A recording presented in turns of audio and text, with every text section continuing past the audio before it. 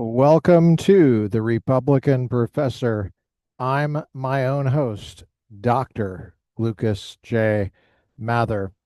Today is Friday, 3 July 2026, year after Jesus, and we're in the backyard again of my common sense epistemology mentor, Dr. Doug Guyvid, who studied under the late, great Dallas Willard, common sense of epistemologist extraordinaire. You got the dog barking and no fireworks right now, so that's nice. It's nice to not have to compete for this edition of the Republican Professor, where we're going through Reading the Bible with the Founding Fathers by Daniel L. Dreisbach. We're going to finish our discussion of his chapter called The English Bible and American Public Culture, or as my friend Dale Fincher would say, American Public Culture. Love you, Dale. So we're going to talk about the impact of the Bible on American legal tradition today, which is one of my favorite topics ever. So, yeah, let's get to this. I'm excited. I'm going to light up. Got Woodford Reserve, just the cheap one. And I've got a Rerum Novarum, All Saints. And so if you don't like this part, I'm sorry, you can skip ahead. I mean, it a free country. Know what I'm saying? Still? Well, kind of a free country, not really, but, we're working on it. Looks like I left a orange sack of rocks out in plain view. Sorry. I can go take care of that. It's not Halloween around here. Whatever. I'm just going to leave it. Tomorrow's episode, I'll have it removed. How about that? All right. Well, yeah, let's go ahead and get to this. Do we got the sound on? Yeah. Well, let me light up. Let me light up, for gosh sakes. It's the day before July 4th.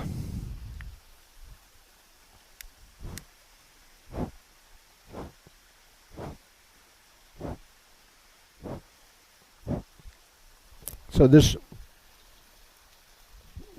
cigar is a Rerum Novarum, All Saints, and a Rerum Novarum we covered on the podcast. It was a teaching from Pope Leo the 13th. Leo the 13th. Sounds like a slasher film, I know. We actually covered it right around October 31st last year as a slasher film. He's going after the socialist children. Yeah, it's an anti-socialist screed. So I enjoyed that series that we did on the Republican Professor.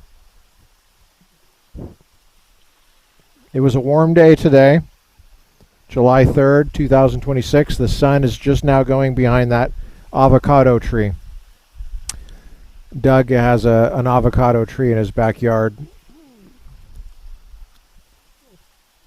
and common sense epistemology has paid well. Well, I don't know if that's the case or not, but God has blessed him, that's for sure. And there's the avocado tree right there, and I love that lawn. My wife and I sit right there, put our feet up on the rocks, and look at the waterfall, and it has balmed and soothed many wounds in church administration. I'm telling you, man, I never knew church administration could possibly be. It doesn't have to be this way, but because I work at the church, I'm not only a staff member, but I'm also a corporate officer. So it helps to have the corporate officer status, but you still have to deal with sometimes groups of people that get a little wild and they don't know what they're doing and they screw things up. And then you have to unscrew things up and try to pretend like you didn't notice.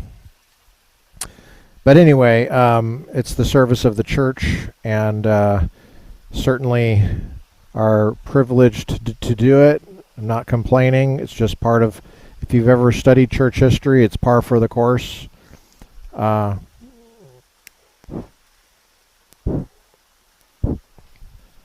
Church has been around a long time, and it's worth protecting and defending, in my view, which is why we're going through this stuff. I mean, the topic of Bible and politics is one of my favorite, especially the Bible and the American legal tradition. So we're going to do a fair use of this, make a transformative reading of it. We'd like to thank Daniel Dreisbach for coming on the podcast and for writing this book. We'd like to thank Oxford University Press for making it available.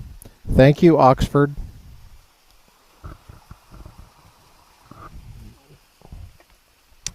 Okay, I'm going to get rid of the waterfall sound.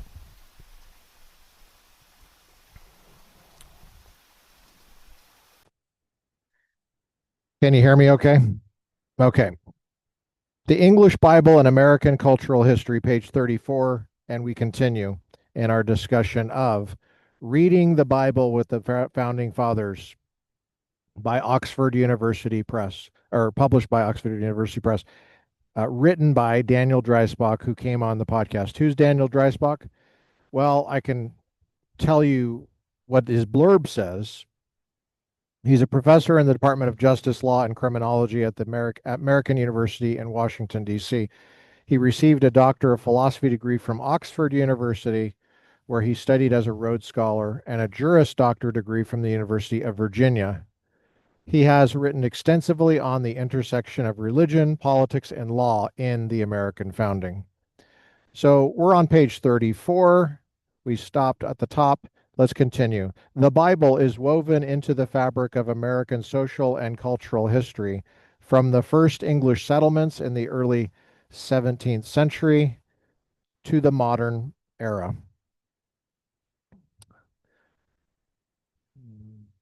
So from the first English settlements in the 17th century to the modern era, comma, the Bible has been featured prominently in the American story. It has exerted influence on the culture in powerful and innumerable ways. Quote, the most important source of meaning for 18th century Americans, historian Joyce Appleby observed, was the Bible, unquote. Well, there's an unquote in there somewhere. Alexis de Tocqueville, the 19th century French observer of American democracy, described the rugged, isolated individuals on the frontier as remarkably civilized and literate, quote, plunging into the wilderness of the New World with his Bible, axe, and newspapers, unquote.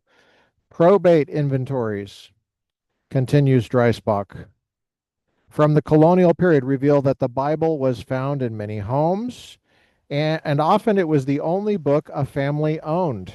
Okay, a puff on the cigar for that one. Remember, there was no Logos bookstore in Ward Center in Honolulu, right? Which is now actually in Makiki Center, FYI. They moved recently. They didn't have Showers of Blessing in Mililani. Well, you know what, brother?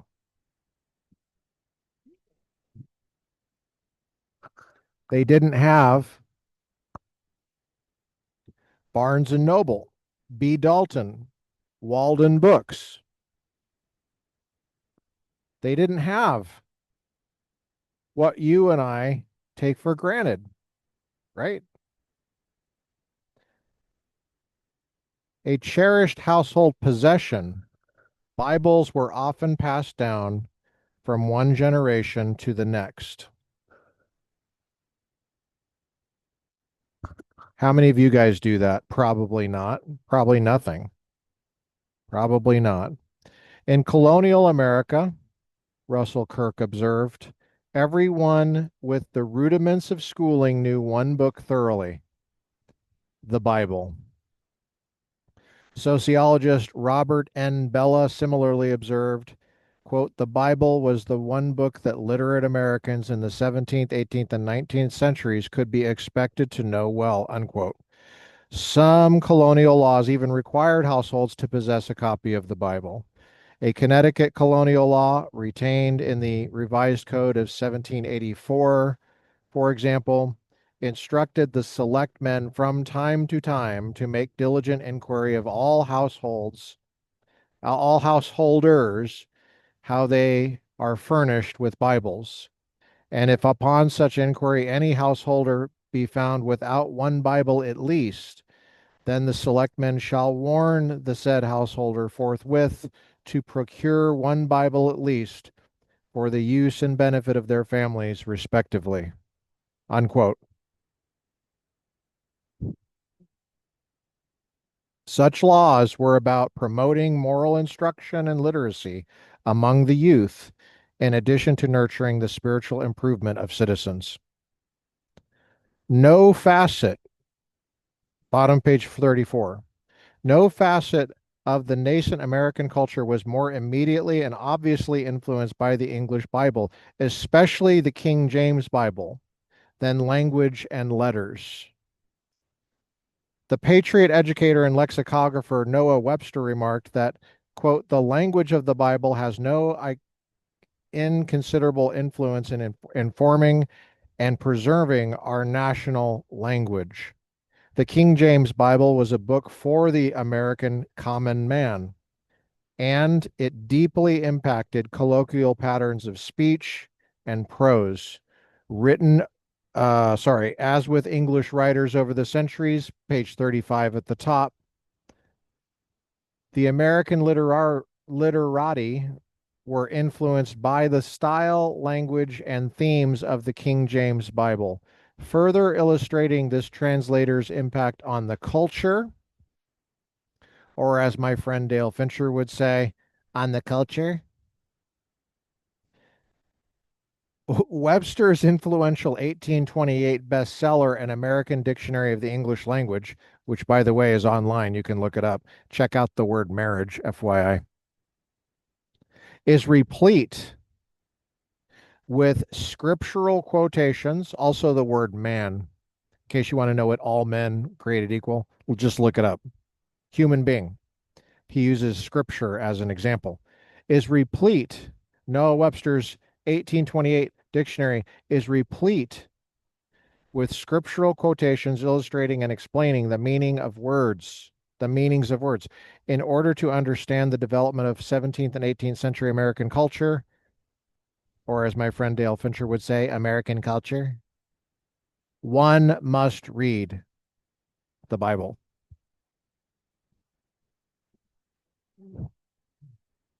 Thank you, Dan. Thank you, Dan Dreisbach.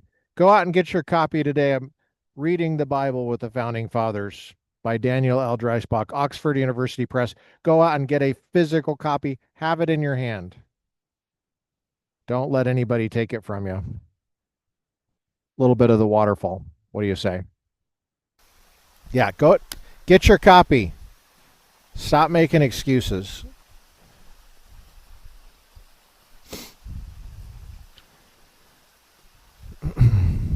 The Bible, in the earliest settlements, was not the King James Bible. Jamestown was founded before it was completed.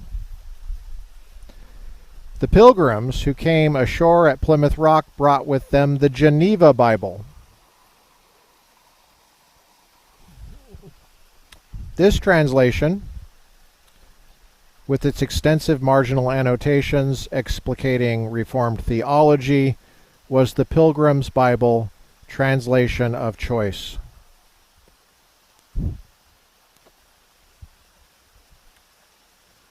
The King James Bible enjoyed the favor of English authorities, and it soon supplanted the Geneva Bible as the translation the colonists looked to for guidance, and the text that would ultimately exert so much influence on American religious, and linguistic cultures.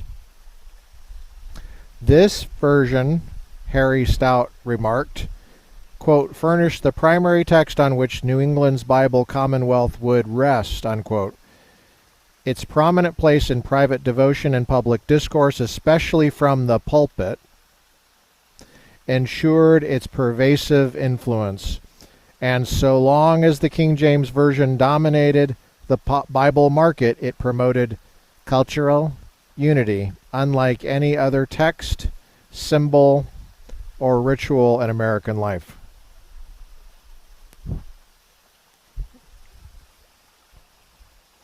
The first book printed in British North America was the Bay Psalm Book of 1640. A versified paraphrase of the Psalms prepared by, are you ready? Are you ready for this? Richard Mather. That's the first Mather in the New World. Grandpa Mather. Richard came over 1632. Prepared by Richard Mather. Wow. So that was Increase's dad, and Increase was Cotton Mather's dad. And, he had some brothers, Samuel and Timothy. Richard Mather was not born in America. I don't think that Increase was either.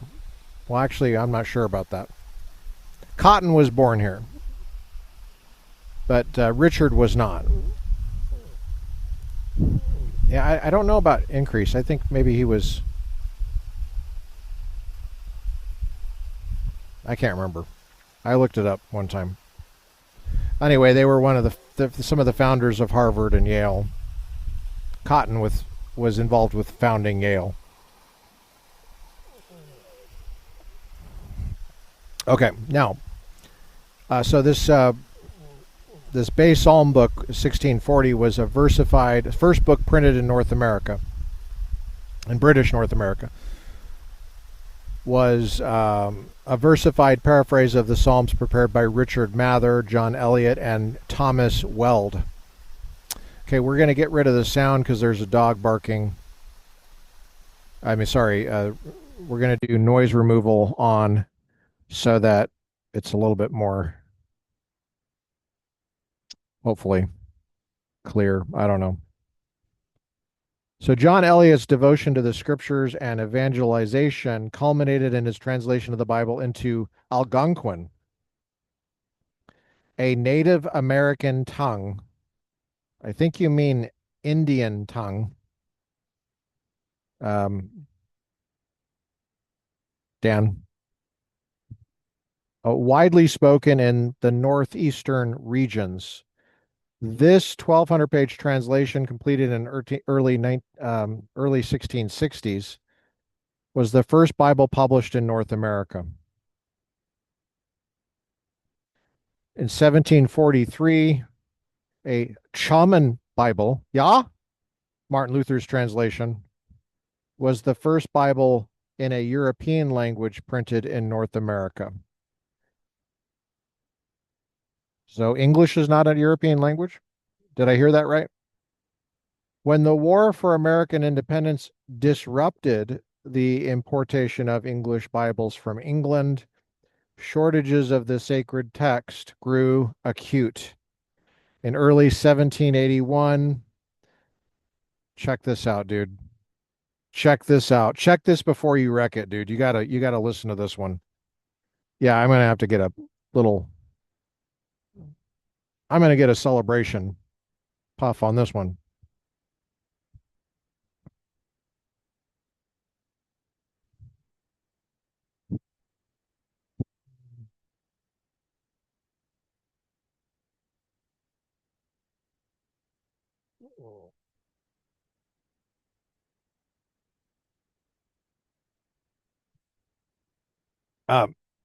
So the War for American Independence, which is we're celebrating, disrupted the importation of English Bibles from England. Shortages of the sacred text grew acute. In early 1781, the Philadelphia printer Robert Aitken petitioned the Continental Congress to endorse the publication of, quote, a neat edition of the Holy Scriptures for the use of schools, unquote, and to permit him to print and sell his edition of the Bible, quote, under the authority of Congress, unquote. Work on this major publishing venture was completed in September 1782. Following inspection of the printed press by congressional chaplains, Congress passed a resolution, quote, recommending this edition of the Bible to the inhabitants of the United States, unquote. Aitken's edition of the King James Bible was the first confirmed English language Bible printed in North America.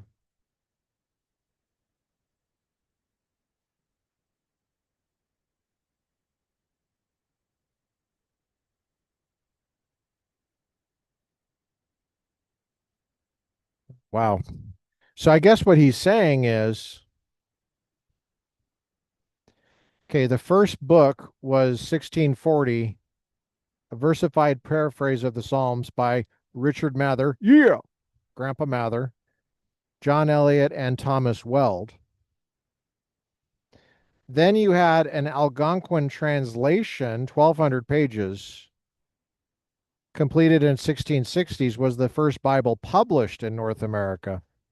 1743, a German Bible was the first Bible in a European language, or I think you mean continental language, printed in North America. And then 1781, Robert Aitken, his Bible was recommended by Congress, and his edition of the King James Bible was the first confirmed English language Bible published in North America.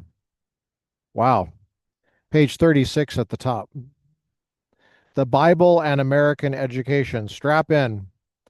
American colonial culture, especially in New England, where the influence of Reformed theology was pervasive, encouraged literacy and education more generally so that believers could gain firsthand knowledge of God's will by reading and studying the Bible, unfiltered by religious authorities. Wow. Wow.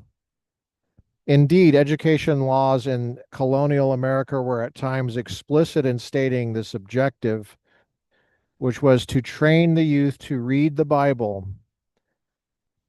For example, in the old Delaware Satan Act of 1647, Deluder Satan Act,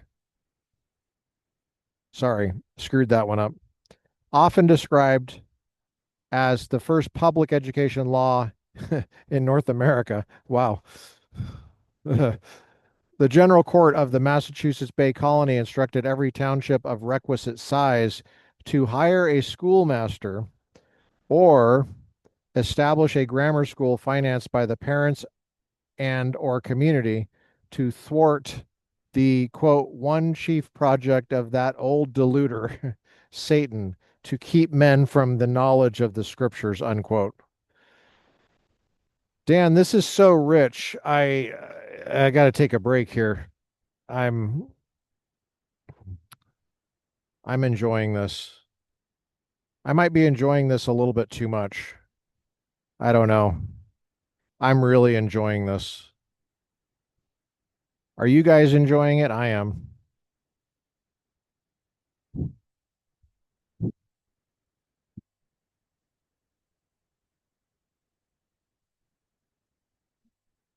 And yet the Bible is the one thing that you leave public education knowing virtually nothing about. Actually, there's probably other stuff that you learn virtually nothing about, but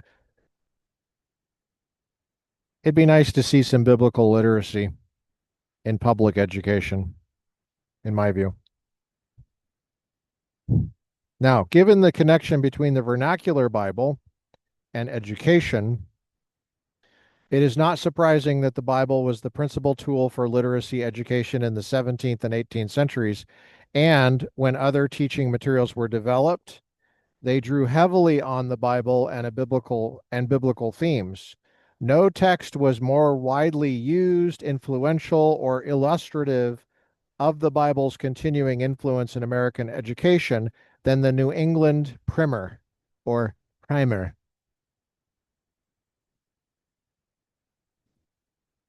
This slender manual, ubiquitous in colonial homes and schools, was replete with biblical passages, allusions, and doctrines. First published in Massachusetts in the late 1600s, the primer was printed countless times in numerous editions over the course of 2 centuries. It soon became the cornerstone of early American education, read by generations of American school children. It was most widely read. It was the most widely read school book in America for 100 years. Several million copies were printed in North America before it fell out of fashion in the 18th century. The primer's principal objective was to teach America's youth to read, specifically to read the Bible. It imparted biblical principles through multiple tools, including elementary rhymed alphabets, alphabet lessons drawn from scriptural texts, biblical passages such as the Ten Commandments, the Lord's Prayer, the Golden Rule, Christian creeds such as the Apostles' Creed, and catechisms such as the Westminster Assembly's Shorter Catechism, and miscellaneous prayers, hymns, poems, and other devotional and didactic material. Its biblical content was so pervasive that it has been called the Little Bible of New England. Indeed, one scholar described it as the ultimate abbreviated children's version of the Old Testament. Wow. Theological truths were communicated through not only biblical texts and formal catechisms, but also simple alphabetical rhymes. Quote, in Adam's fall, we sinned all, unquote, represented the letter A. Significantly, the alphabet commenced with the fall and the doctrine of original sin, acknowledgement of which is the first fingerpost on the path to redemption, as revealed by reading God's Word. Other popular children's books of the 17th and 18th centuries similarly drew on the Bible. Wow. The next subtitle is called The Founders Debate the Use of Bible in Public School. And then the next one is The Bible's Influence on the American Legal Tradition, which is this is very important stuff, man. Very important stuff. Happy 4th, guys. Well, it's actually the 3rd. It's pretty noisy here. There's some guy doing I don't know what he's doing. Is he like cutting logs or something? I don't know.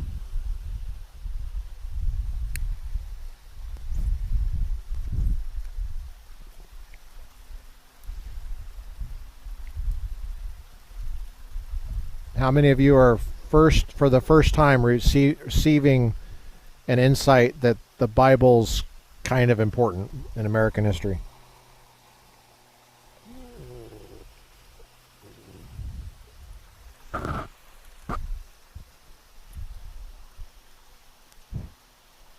I really like Dan's prose. And if you check out that episode that he came on for, he's a fireball, man. He's preaching the whole time. Okay.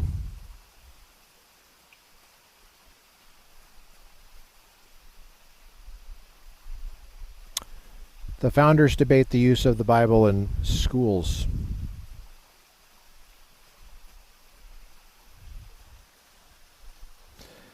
The founders, 37 at the top, page 37 at the top, the founders were a generation for whom the Bible was basic to their formal education.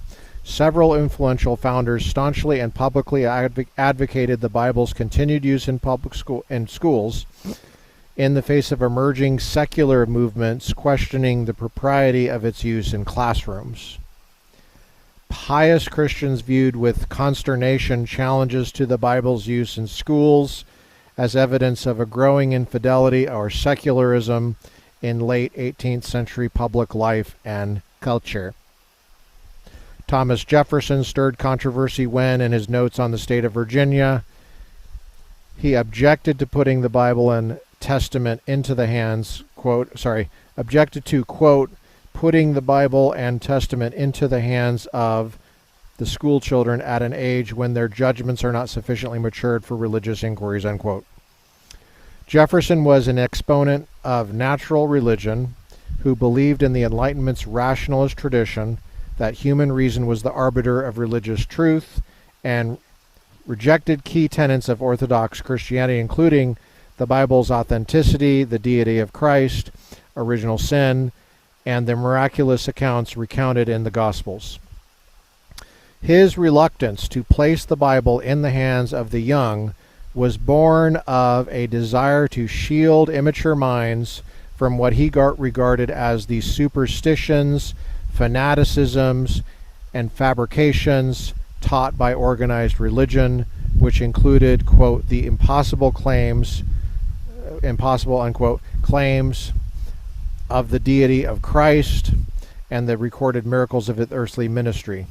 A more mature and discerning reader of Scripture, he thought, could distinguish the, quote, diamonds, unquote, of Christ's ethical teachings from the waste otherwise found in the, quote, dunghill, unquote, of the New Testament. In this respect, Jefferson expressed the rationalists' basic critique of the Bible. Okay, throwing down. What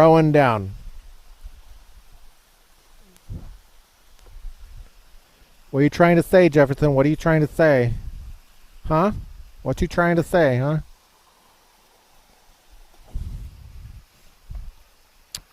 Page 37 at the bottom of Reading the Bible with the Founding Fathers by Daniel L. Dreisbach. Go out and get your copy today. Oxford University Press. Here's some of the blurbs on the back. Mark A. Knoll, Thomas Kidd. Let's continue.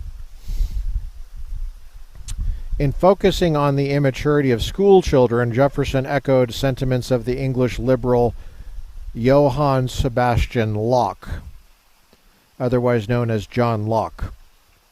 Locke, whose work Jefferson admired and often borrowed, similarly thought children of, quote, tender age, unquote, should be protected from the Bible.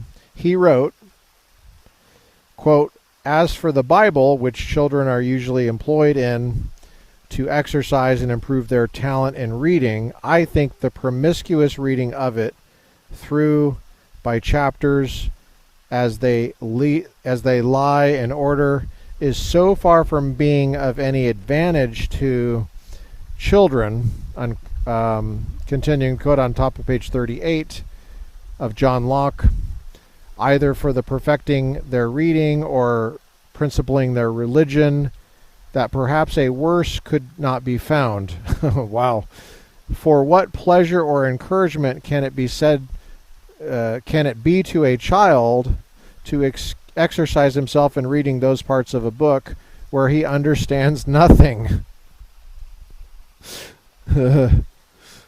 And what an odd jumble of thoughts must a child have in his head, if he have any at all, such as he should have concerning religion, who in his tender age reads all the parts of the Bible indifferently as the Word of God without any other distinction, unquote. Oh, wow. That's a good quote. Man. Locke proposed that children read a brief history of the Bible. This is Dreisbach again, page 38. And acknowledged, quote, that there are some parts of the Scripture which may be proper to be put in the hands of a child to engage him to read, such as are the story of Joseph and his brethren, of David and Goliath, of David and Jonathan, and the like. There were other biblical passages he wrote, such as the Golden Rule, which the child should be made to read for his instruction.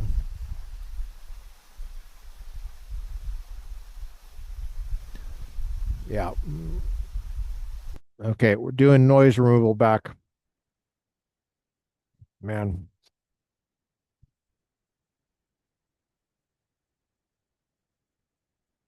that's a very interesting quote from John Locke.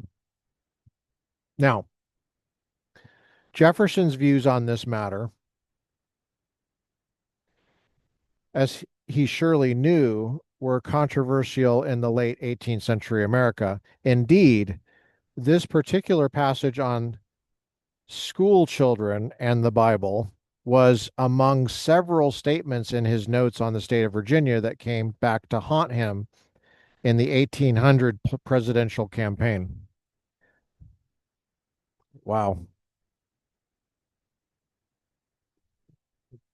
Detractors said this proved that he was an infidel or worse, an atheist.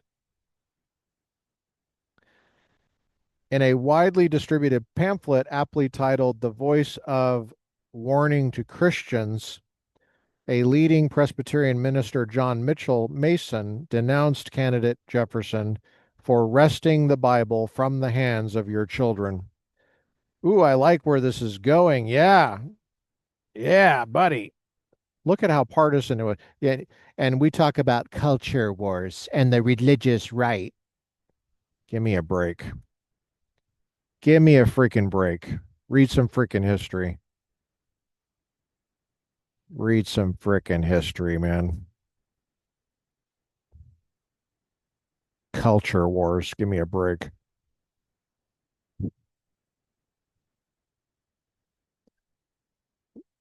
You know what culture wars are? They're like history. It's not just contemporary events, it's history, dude. Come on. Now, um,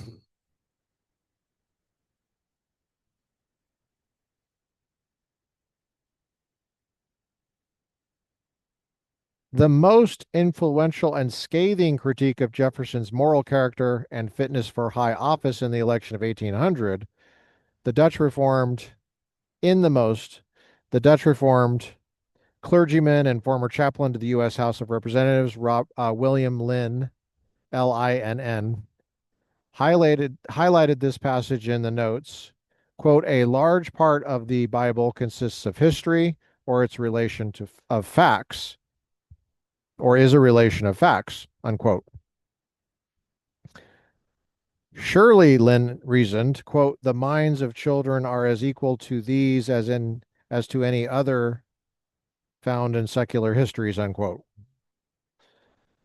Turning his attention to the importance of the Bible in moral instruction, Lynn recalled Jefferson's acknowledgement that, quote, the first elements of morality may be instilled into the minds of children, unquote, of Jefferson within the quote, but continuing the quote of Lynn, why not the first elements of religion, Lynn asked, which are the foundation of all sound morality?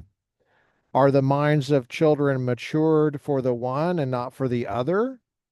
He, Jefferson, has not told us when it is proper to teach them a little religion and how we may prevent, in the meantime, irreligious principles, unquote.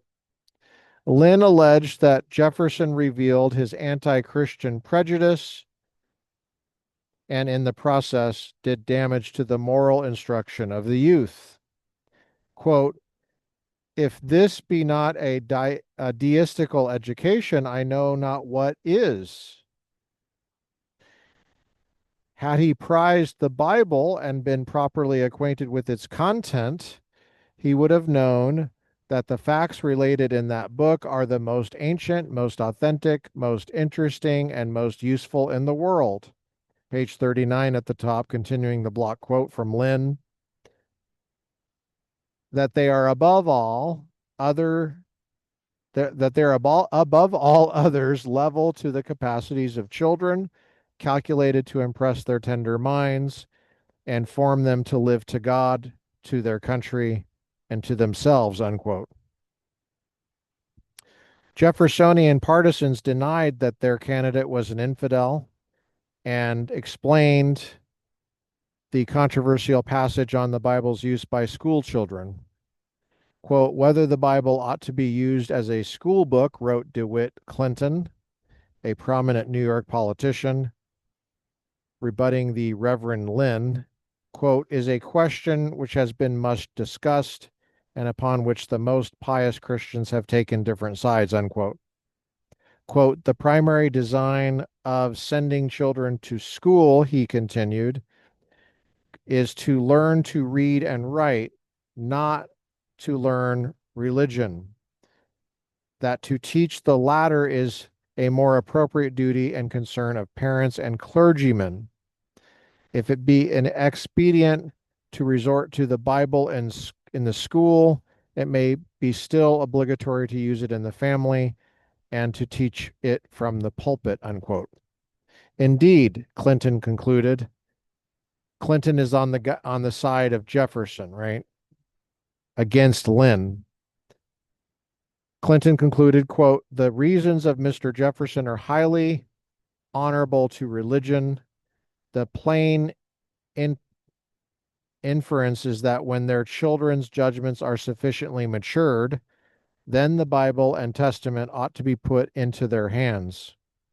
And it is not more respectful to the Holy Scriptures to say that they should be studied with the ripe understanding and enlightened minds than to assert that the faculties of infants are adequate to this important task. Unquote.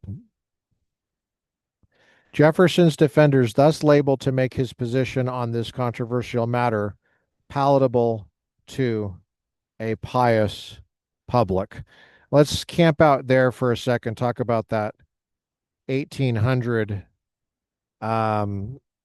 election. It was very, very contentious. It was perhaps more contentious than you're used to or thinking. Back in my day when I was a part-time professor at Pepperdine, I'll let you listen to the waterfall here. When I was a part-time professor at Pepperdine, I had a mailbox in the Humanities and Teacher Education division in CAC 300 on the third floor of the Cultural Arts Center, CAC. Typically where my office was, on the third floor or second floor. Sometimes it's on the first floor. And I had a mailbox next to the Pulitzer Prize winner. Oh man, I'm totally blanking on his name. Ed Larson. Ed Larson had a fantastic book it's called A Magnificent Catastrophe on the election of 1800. He was a professor of law and history. Now, Ed Larson specifically requested his box to be next to mine. It had nothing to do with alphabetical order or anything like that. L, my last name is M. He made it clear that he would resign Pepperdine immediately if his box was not next to mine. Now, it just so happens that it did fall in alphabetical order as well, but he made it doubly clear that his box would be next to mine, or he would not work there anymore. And yeah. Well, anyway, he wrote a book called A Magnificent Catastrophe about that election of 1800, which, I mean, it was intense, man. It was intense, dude. You thought 2016 was intense? No. I think 1800 Well, read it for yourself. Look at it yourself, man. It's hard. These materials are hard. Now let's keep going here. Quit trying to distract me. Noise removal on.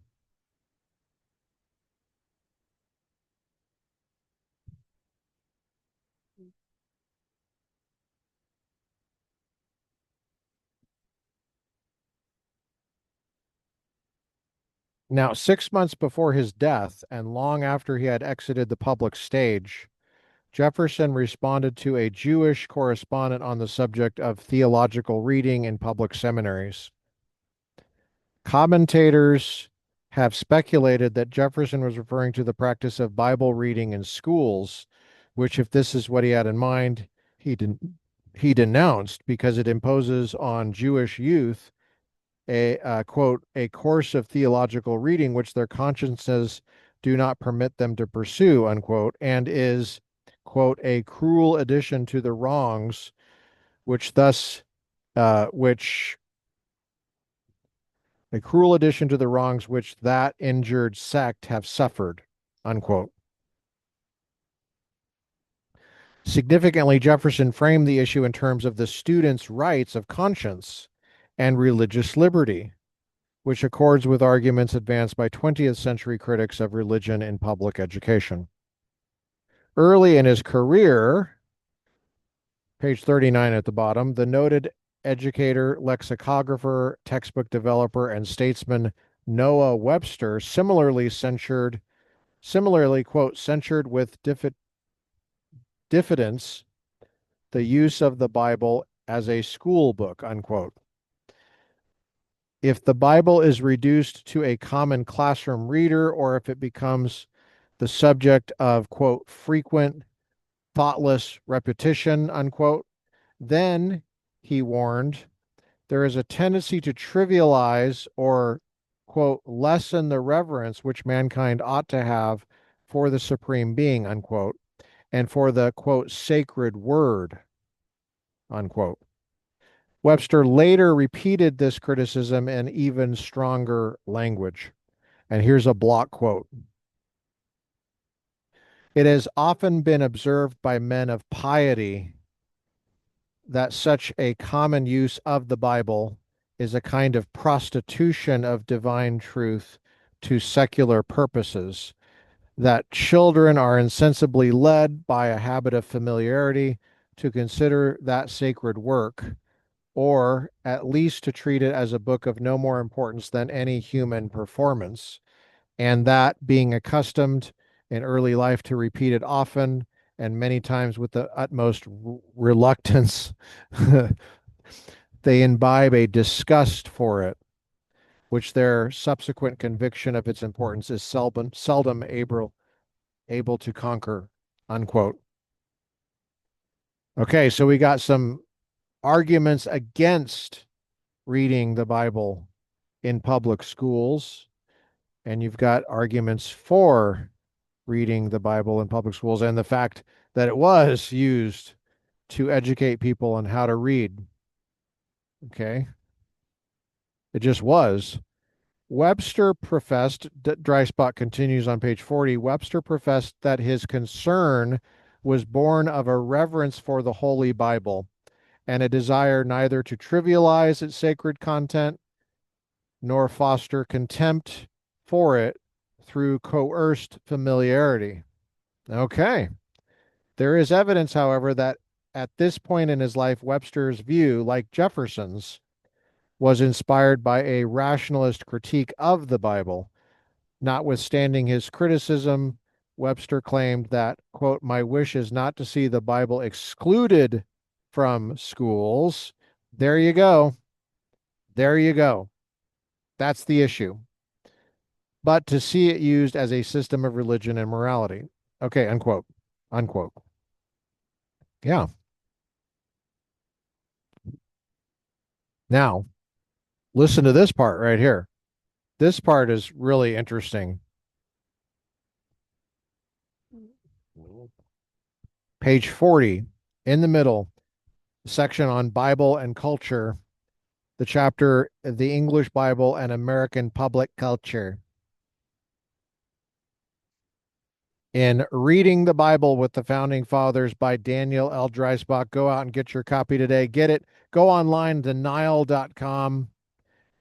That's not Nile. What is it? Ganges.com. That doesn't sound right either. Mississippi.com.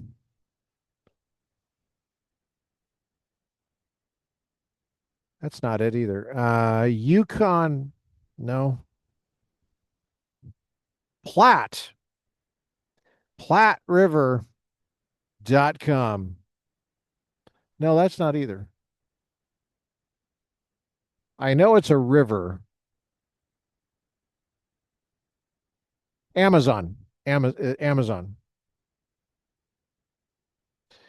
Later in life, following a spiritual conversion, Webster reversed his opinion and championed the Bible. Oh, this warms my heart, man. This warms my heart.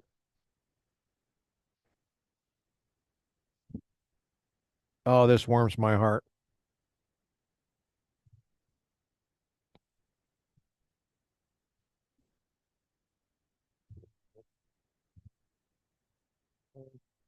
I'm getting sick of looking at that orange bag behind me. So I'm going to go move it. Sorry. I'm just going to go move it, man. Wait. Hold on a sec. Hold up. Yeah, hold up. There's one right here. I guess it doesn't matter. Who cares? Who freaking cares, man? You guys don't care, do you? Whatever. Who cares? Let's get to this. What are we're talking about the Bible here. Uh, do I have? Let's get some waterfall noise in here.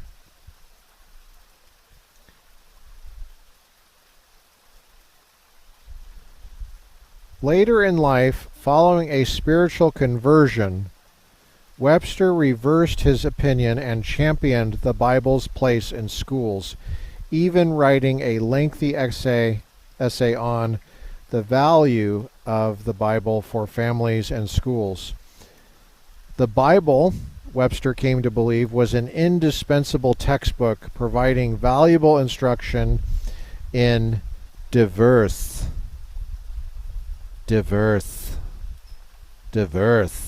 disciplines of study. An extraordinary linguist, he even produced his own edition of the Bible, which he hoped would help the young learn to read and develop sound characters. Webster's Bible, published in 1833, was based on the King James Version, but was revised in consultation with the original languages and other translations. He wanted his Bible to be accessible to a modern popular audience, which he thought necessitated replacing the obsolete language in the Jacobean Bible with, quote, words and phrases now in good use, unquote. Other prominent founders argued vehemently for the Bible's continued use in schools. One such defender of the Bible was Benjamin Rush, a signer of the Declaration of Independence. He had a well-earned reputation as a social reformer, including a reputation as a thoughtful advocate of education reform. Rush disagreed with, quote, with those modern writers who have opposed the use of the Bible as a school book, unquote. In an essay entitled, quote, A Defense of the Use of the Bible as a School Book, unquote, he recommended, quote, the Bible should be read in our schools in preference to all other books, from its containing the greatest proportion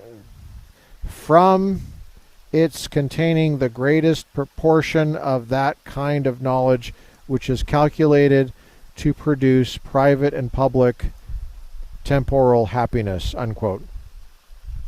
Here's another quote.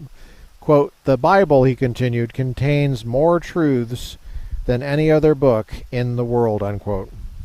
He believed no man was ever early instructed in the truths of the Bible, quote, "without having been made wiser or better by the early operation of these prejudices upon his mind. Every just principle," he believed no man was ever early instructed in the truths of the Bible, quote, "without having been made wiser or better by the early operation of these prejudices upon his mind. Every just principle that is to be found in the writings of Voltaire is borrowed from the Bible. And the morality of the deists, which has been so much admired and praised, is, I believe, in most cases, the effect of habits produced by early instruction in the principles of Christianity," unquote.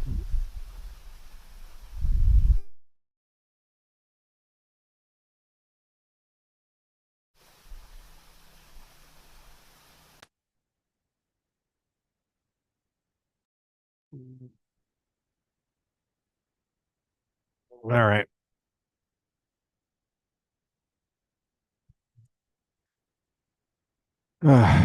Saw a coyote run across the street driving earlier. It was a big one too, and it wasn't like mangy or anything. Like some of the ones that you see out during the day they're a little sketch. They look like they're like, you know, addicts. They look like they're asking you for some, they look like Democratic operatives during an election. That you got any more of them ballots? You know.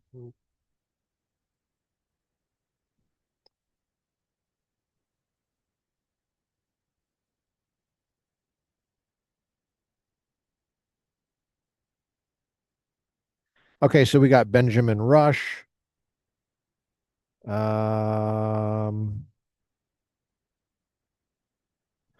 Moreover, he suggested that a lesson of history was that nations flourished in proportion to the honor and reverence they gave to the sacred text. He thought children should be introduced early in life to the habit of Bible reading. On page 41 in the middle, quote, "The sooner we begin to read the scriptures, the more we shall probably be attached to them," unquote. If, quote, "the Bible is not read in schools," he warned, "then it is seldom read in any subsequent period of life," unquote. In an apparent retort to those such as Jefferson, who wanted to remove the Bible from schools, Rush wrote a few years later, quote, "The great enemy of the salvation of man, in my opinion, never invented a more effectual means of extirpating Christianity from the world than by persuading mankind that it was improper to read the Bible at schools," unquote. Now, do you see, guys, that this issue of religion in schools is well litigated here, man? I mean, it's been controversial for a long time. I mean, it was an issue in the presidential campaign of 1800.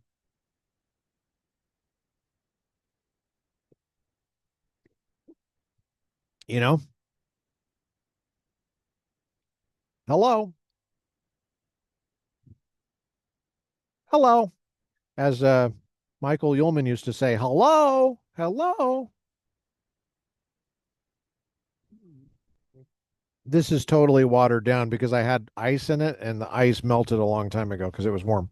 Now, Fisher Ames, an influential member of the First Federal Congress, similarly extolled the scriptures as a textbook. Quote, "Should not the Bible regain the place it once held as a school book?" he asked rhetorically. "Its morals are pure, its examples captivating and noble. In no book is there so good English, so pure, so elegant, and by teaching all the same book, they will speak alike, and the Bible will justly remain the standard of language as well as of faith," unquote. In addition to cultivating pure and effectual morals in the youth, while they are still of a tender age, when such morals can be easily implanted and take hold, Ames thought the Bible could be an eminently practical and engaging school book for inculcating a pure and elegant English language, grammar, and rhetoric that would unify, refine, and elevate the community. In the words of a contemporary, and here's a block quote, 1808 pamphlet, quote, he was an admirer of the common translation of the Bible, King James Version. He said it was a specimen of pure English, and though he acknowledged that a few phrases had grown obsolete and a few passages might be obscurely translated, yet he should consider the adoption of any new translation as an incalculable evil. Take that, NIV. He lamented the prevailing disuse of the Bible in our schools. Remember, this is 1808. He lamented the prevailing disuse of the Bible in our schools. He thought it important that children should be early made acquainted with its contents, besides its happy effects in impressing good sentiments on their susceptible minds. He considered it a principal instrument of acquainting them. This is continuing the block quote from this pamphlet in 1808 about Fisher Ames. He considered it a principal instrument of acquainting them with their own language and its purity. He said, quote, I will hazard the assertion that no man ever did, nor ever will become truly eloquent without being a constant reader of the Bible and an admirer of the purity and sublimity of its language, unquote. Page 42 at the top. That's the end of the block quote from that pamphlet about Fisher Ames. In short, his enthusiasm for the Bible's use in schools extended beyond the strictly religious or even moral. Now, in short, okay, so despite occasional challenges to its authority and utility in schools, the Bible in various forms retained a place of prominence in American classrooms well into the 19th century. Nonetheless, this debate among prominent founders anticipated the political and legal challenges to religion in public education that climaxed in the school prayer cases in the early 1960s and continue to be litigated in courts today. We're halfway through, a third of the way through page 42, the section on Bible and culture in this chapter called The English Bible and American Public Culture. The next subsection is called The Bible's Influence on the American Legal Tradition, which we will get to next time because we've been going for an hour and that's about time to stop. In our wonderful time in reading the Bible with the Founding Fathers with Daniel L. Dreisbach, we'd like to thank Daniel Dreisbach for making this material available. We'd like to thank Oxford University Press for making it available. Go out and get your copy today, Reading the Bible with the Founding Fathers. We got the background noise here. We got the waterfall. We got some guy doing something with something. I don't know. He's making a lot of noise. But go out and get your copy today. Reading the Bible with the Founding Fathers by Daniel L. Dreisbach. Thomas S. Kidd says of this book, Daniel Dreisbach's fascinating Reading the Bible with the Founding Fathers is a model of compelling research and sound judgment. It convincingly demonstrates just how deeply the Bible shaped the founders' writings, speeches, and ideas. Yeah, well said. Well said. All right. I'm going to make a note. It's Friday, 3 July, 2026 years after Jesus. And we did TRP episode Friday, 3 July, 2026 years after Jesus. It's 7:49 p.m. in Guyvet backyard. Professor Douglas Guyvet was someone who came on the podcast with his co-author Holly Pivick. Check out their excellent 4 or 5, 6 books on New Apostolic Reformation. One's called Reckless Christianity. You might want to start there, or you could start with God's Super Apostles or Counterfeit Christianity. They came on the podcast in 2023, and I think I'll link it in this one. So let me make notes here. 3 July 2026. It's a Friday, 7:49 p.m. Dr. Doug Guyvet was my common sense epistemology mentor. He really still is. I talked to him about stuff. And he studied under Dallas Willard, was mentored by Dallas Willard at USC for his PhD in philosophy. Dallas Willard made a huge impact on a lot of people, myself included. And I think really his impact on culture is quite profound. And we're thankful for him. We're thankful for people like Dr. Doug Guyvet, who've done such a wonderful job with so many people. So thanks for joining me on the Republican Professor, celebrating the 250th anniversary of the United States of America and the use of the Bible by God, I would say, to shape America. God bless you guys. Take good care. I'm going to light up, finish this Rerum Novarum, and then we're going to hit the spa. July 4th tomorrow, bub. Got hot dogs and hamburgers tomorrow.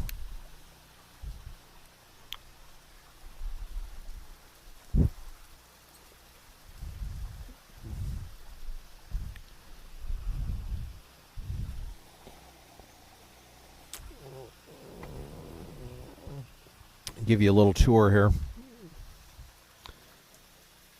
Sun is definitely down. It's sunset. And there's the pool. I love it when the light, we turn the pool light on, and then there's the spa. We're going to get in that, get that fired up, and finish our night. Good night, guys. Happy birthday, United States of America. God bless you guys. May we continue to develop and increase the conditions of flourishing in humankind. Amen. Amen. God bless. See you.